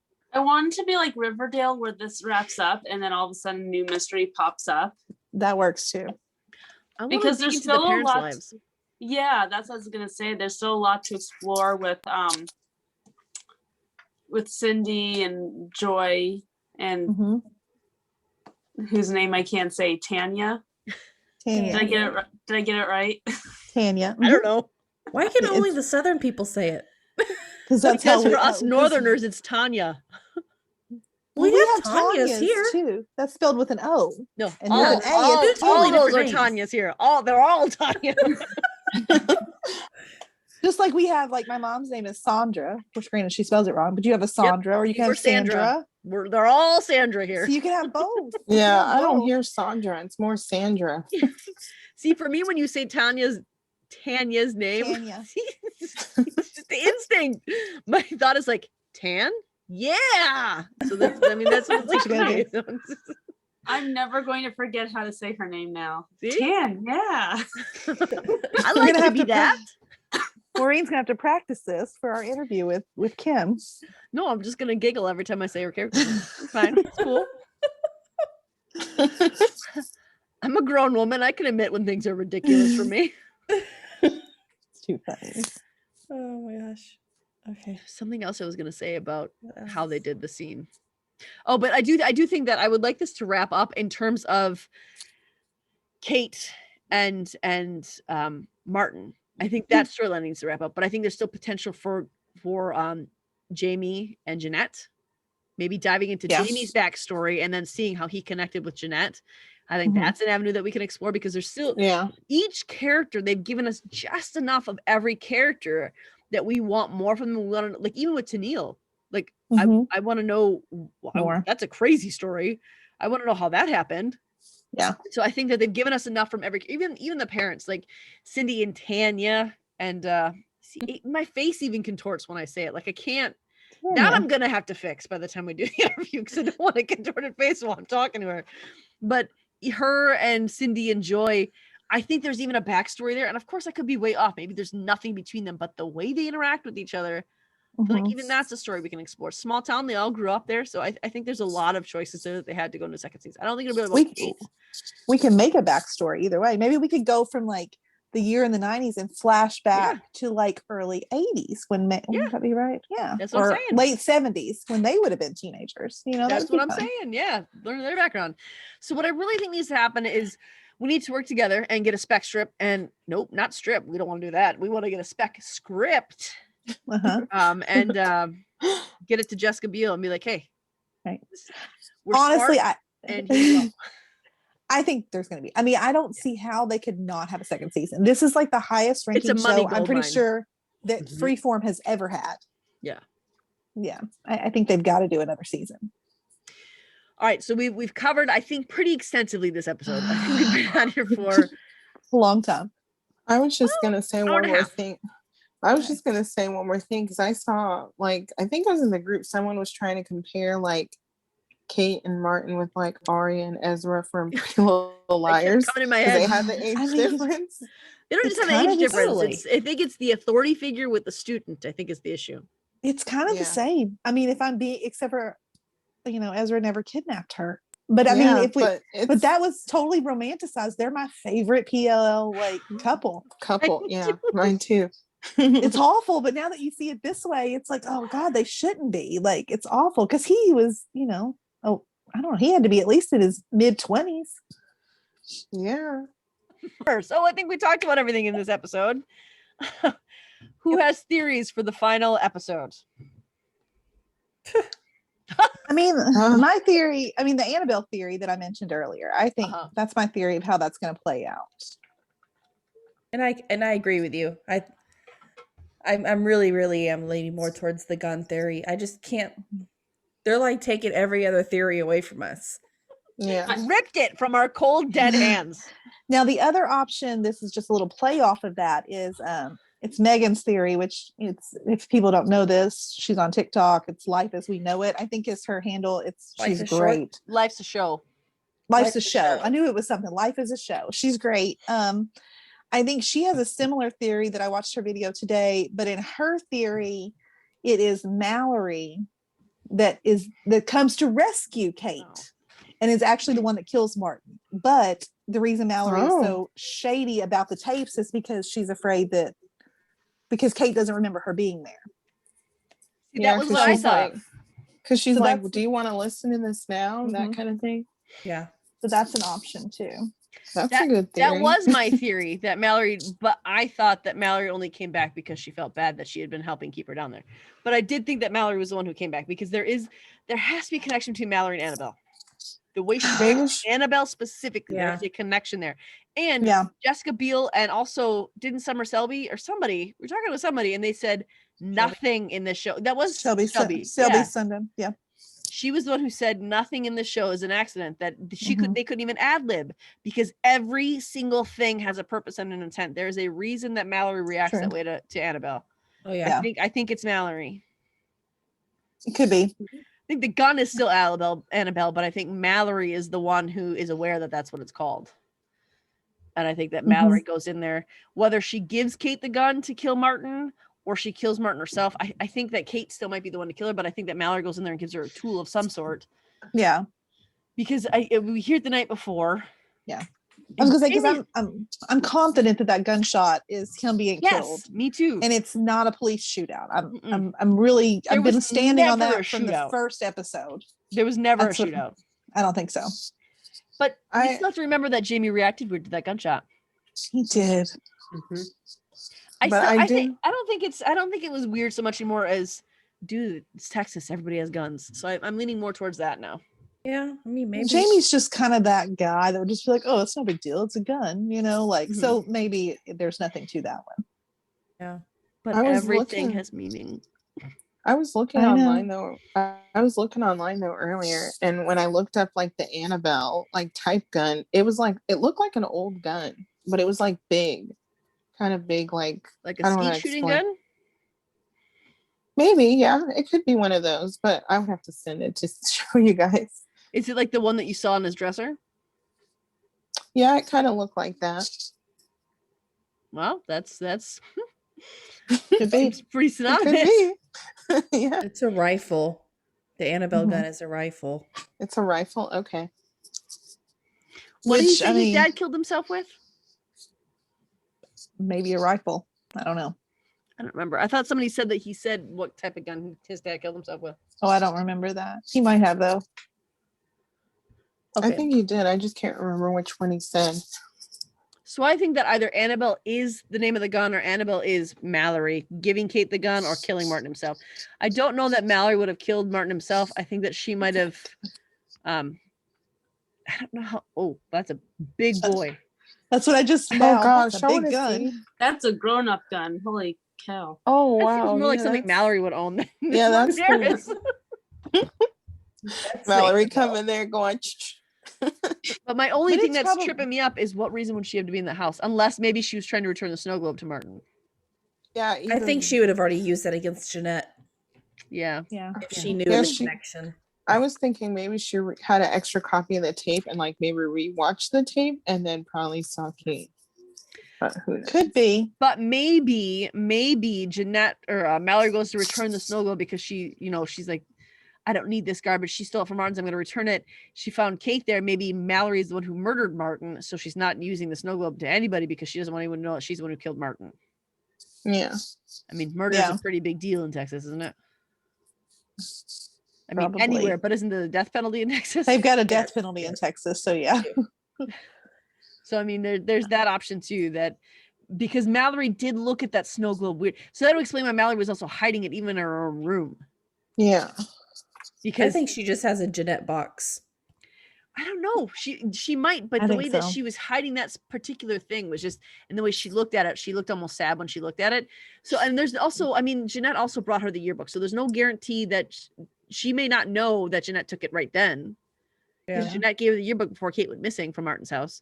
Maybe Jeanette just has a stockpile of Martin things, according to and Mallory said. You know what I mean?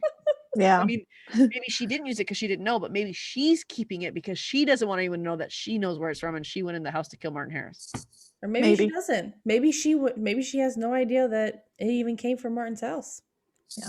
Maybe she's looking at it now like, why does she want this back? What's the significance here? Yeah, she's gonna have to wonder what the significance of it is now. Mm-hmm. Yeah. I can see both of those. Yeah. That's the only reason we would have for Mallory to go back to that house though. Yeah. So steal something to give to Jeanette. No, I don't think she would have given it. Jeanette was fully gone to her by then. I don't think she was looking for anything to give to Jeanette. You think that maybe even after she gave her the snow globe? I mean, because we've never seen that part yet. Maybe they kind of reconciled and then something else happened. Yeah, I don't see Mallory growing a heart. I don't either, but I'm trying to keep my mind open here. Okay, so what do we think is going to happen in that court case? Oh, the court case. That's our next episode, is the court case. Yeah. Do you think our whole next episode is going to be 1995? Probably, because we didn't see any 1995 in this episode. Yeah. Isn't next episode the last episode? Yep. But I want Yeah. them to at least show us what happened to Martin. So we need to go back at least for one scene. Yeah, and just like maybe show maybe it. we still will have all three. I mean, this episode broke the Maybe. pattern, so I mean, maybe we'll still see all three next year. I mean, we Yeah. were told I see. that it was all Next tied year. up, right? Yeah. Summer these little said that, things or were Shelby tied up. said we will have answers for everything. Yeah. Mhm. So it has to be next episode. And she seemed trustworthy, so But maybe she doesn't Yeah. know all the everything that we have questions for. That's why I said everything, because maybe she doesn't know all the questions we have. Yeah, Yeah. true. we didn't have 2 hours to sit there and talk to her about all our questions. Are we gonna find out the significance of that green ring? Yeah, with the green ring popping the green ring. No. I don't know. It just seems. I don't know. I have no idea about anything anymore. I'm just gonna sit here and look pretty until this is over because They took away Ezra and Arya from me. Now my whole world is done. It's all collapsed. yeah, I do. I got I excited for them. think Jeanette's going to win the court case. I mean, I think she has to at this point. I would think Definitely. so.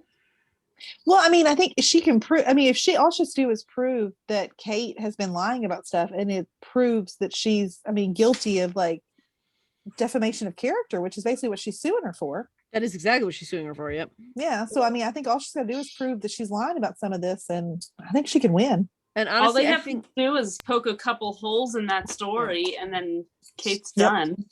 and I think that Jeanette, just for morality's sake, needs to win this court case because Yes. yes, Jeanette was traumatized. That needed to be dealt with. She should be sympathized with because she went through an ordeal. She went through something she never should have had to go through. It is not her fault what she went through. It is Martin Harris's fault that she went through all that stuff. Yeah. But that she willingly chose to single-handedly destroy not just one person's life, but an entire family. Mhm. Single-handedly. Are they going to And be able to? Are they going to be able to use the letters between? That's what I was thinking. I Kate- don't think it might be inadmissible. Yeah, Yeah, because they didn't have Didn't have any permission. That's what permission I to was get thinking it. too.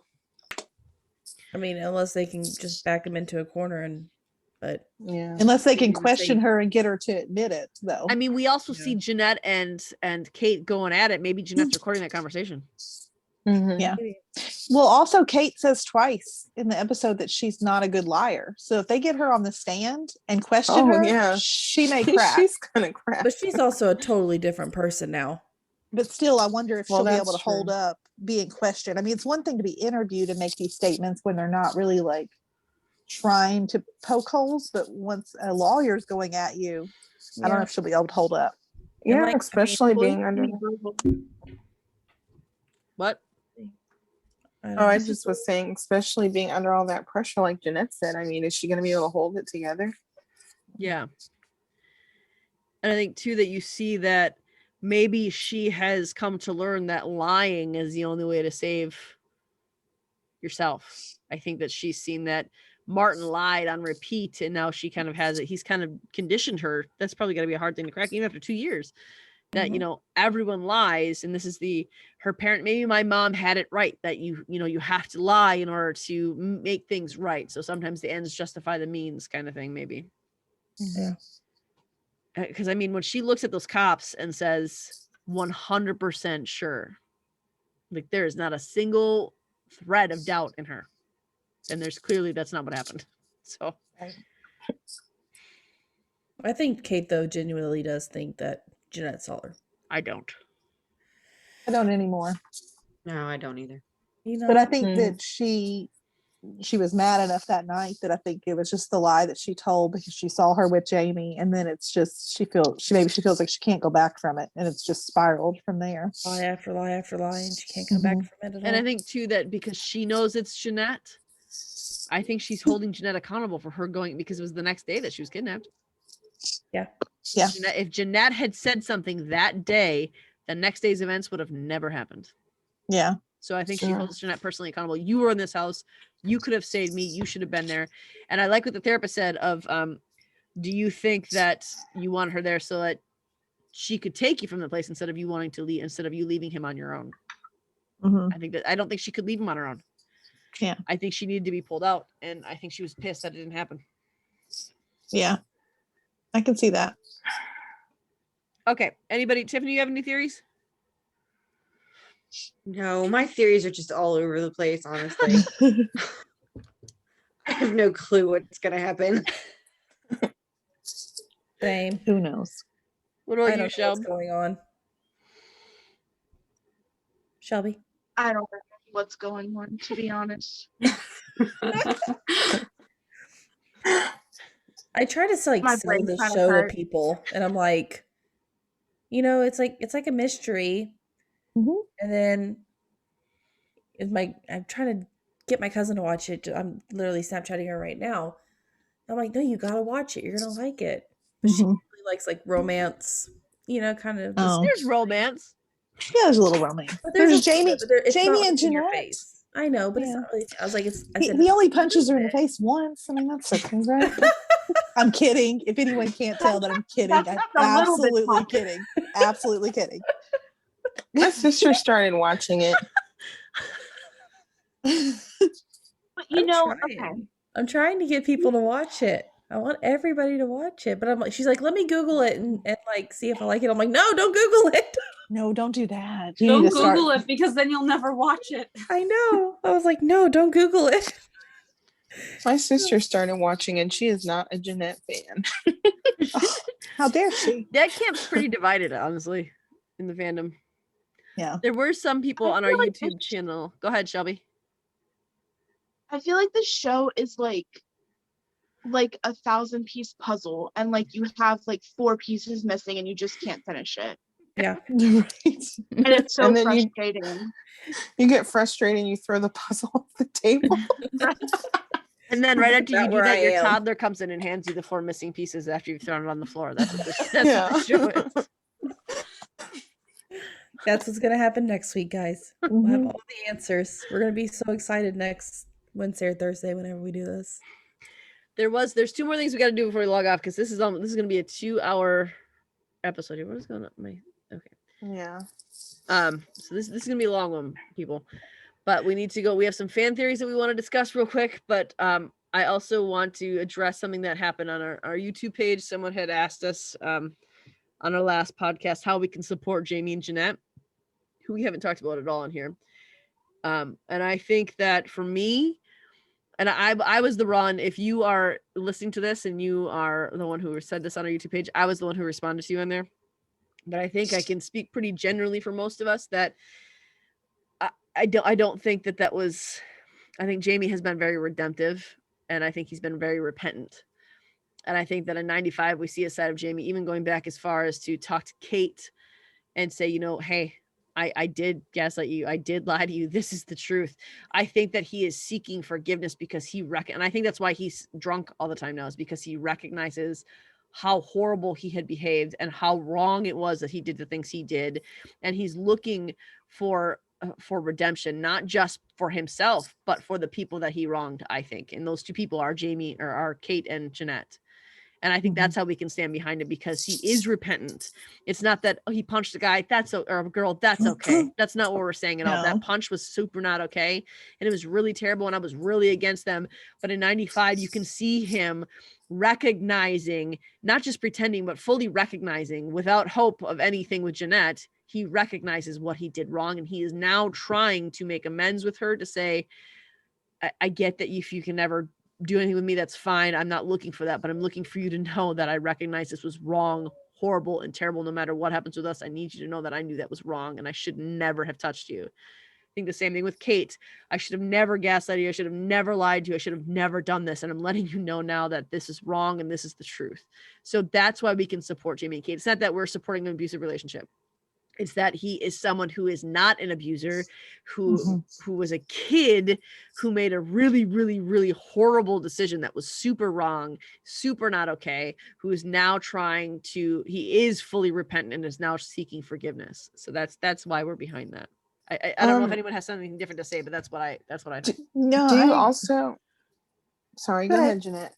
I was just asking, do you also think he was like that with Ben too, when he caused him to hurt his shoulder with the car wreck?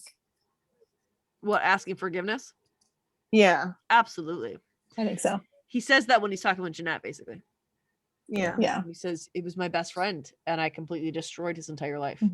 Yeah, he did say that. Yeah, no, I just wanted to say something like quick and little because it's been, I mean, I've been roller coaster on Jamie. I don't support Jamie and Jeanette right now, but Yep. It's them and I like their chemistry. I liked where they were prior to the first incident.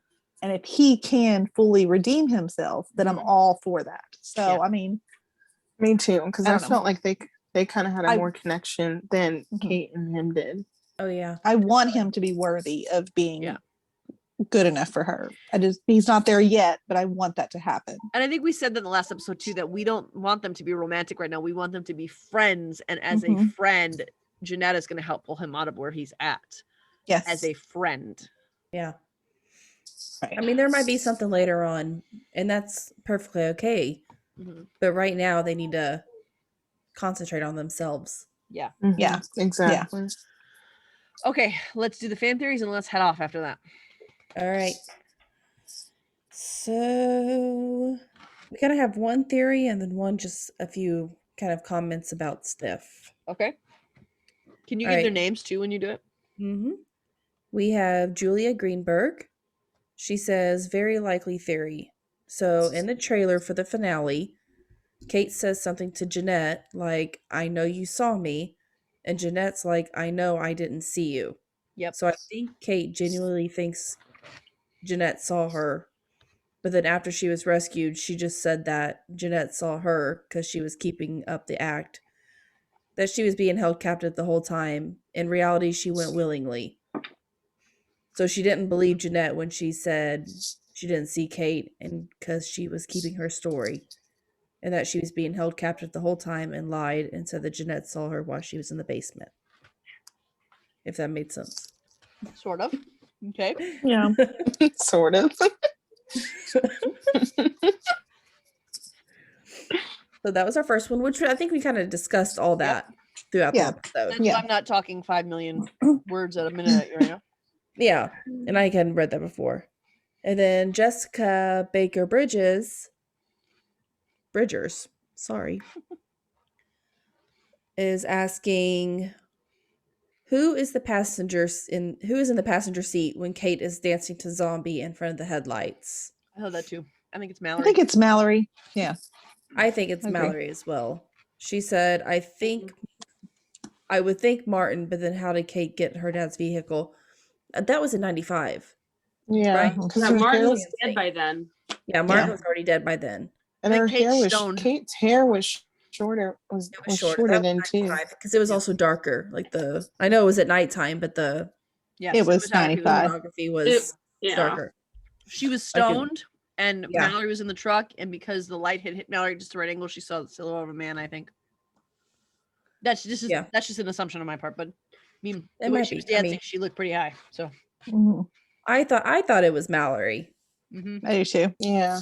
And then she also says, how did Mallory end up having the snow globe? Which we've already kind of covered that. Yep.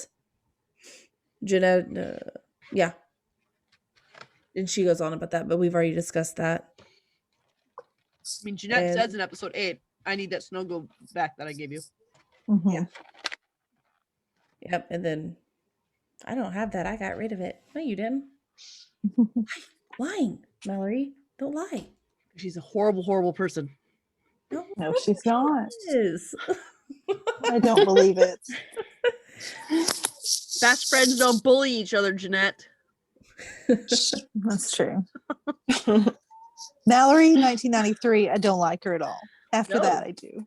She's still a bully to Jeanette, though. 93, 94, 95. She's horrible to Jeanette. She helps destroy Jeanette's life with Kate. Yeah. True. I like how I just like how Jeanette stood up to her when she was in the AV room, because she was kind of going to shut down and be quiet, but then at the end when she was complaining about how she got in trouble and got detention, and then she was going to be quiet to Mallory, but then she actually stood up and told her how she felt, which I thought was a good moment for her, because she kind of just let her just tell her whatever. Yep. Yeah. Okay, are there any other theories? I am theoried out. I don't have it. We didn't have any more on the page, Amanda? No, that was it. Well, we had Megan's TikTok, but if anybody wants to watch that, they can Tomorrow. Come on over and watch her on TikTok. Oh, wait. Okay. I mean, not tomorrow. 4 days ago. Something like that. I don't know. I can't do math. I don't know when it was. I'm looking at my fortune that says everyone agrees you are the best right now. I hope my computer was in there. What my Chinese fortune was trying to say instead of best was right. So You think so? It was no one disputed me on that. That's awesome. It was a typo. They meant right. All right. So I think that's all we had to say today. I don't think we can, but I don't think we should go past the 2-hour mark that we've already hit. No, probably not. I think it's actually been over 2 hours. So we have some editing out to do though. So we have some editing out to do. Yes, we do. We're there to clap you on. We're your moral support. Am I a light from the 90s? Clap on. Clap on. That's all we have for you on Fandom Family Chat. You can reach out to us via email at familyfanclubs@gmail.com or on our Facebook group, Cruel Summer Turner Family Fan Club. You can also find us on Instagram and Twitter. All of those links will be in the description. Just remember, the more feedback we get and the more viewers we have, the better our ratings and more fun content we can bring you. So tell your friends all about us. Join us next Wednesday when we will be talking about the season finale, episode 10. Have a great week and see you next time. Bye. Bye. Bye, everybody. Bye. Bye.